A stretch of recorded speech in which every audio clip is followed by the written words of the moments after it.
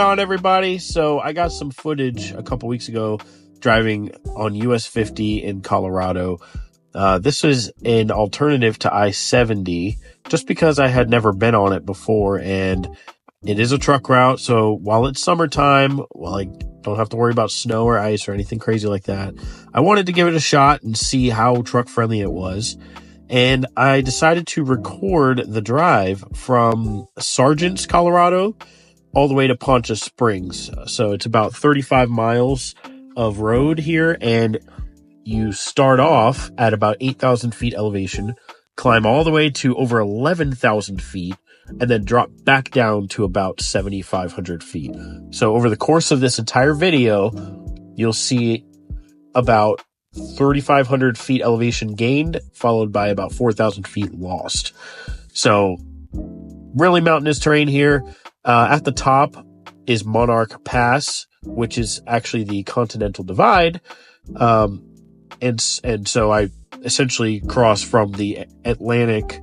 Well, actually, in this case, it would be from the Pacific watershed region into the Atlantic watershed region. So anyway, without further ado, here is the footage. I've got it sped up for you so you can watch, but enjoy the beautiful views, enjoy the scenery. I sure did while driving through there. And if you ever get the chance to drive through here, make sure you take it. It's beautiful driving. Take a look.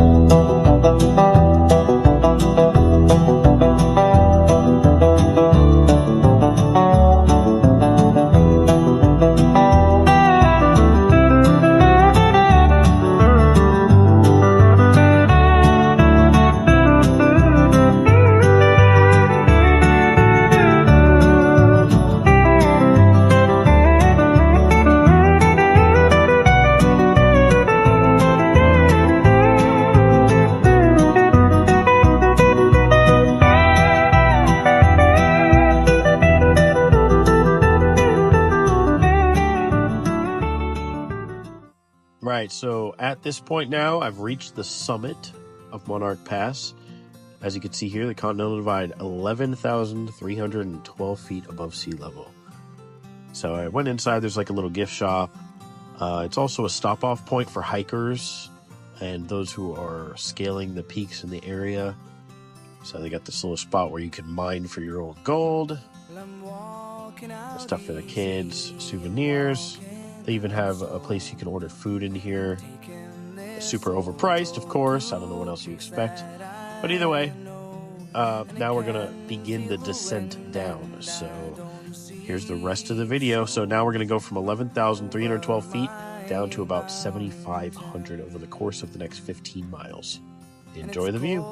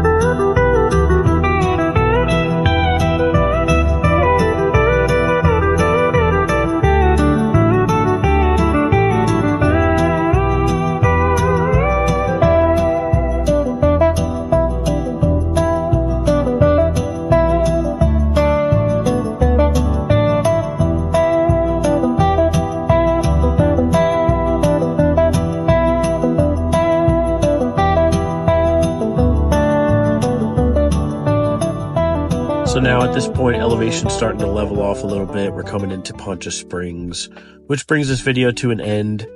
So what's the verdict? Is this a viable alternative to I-70?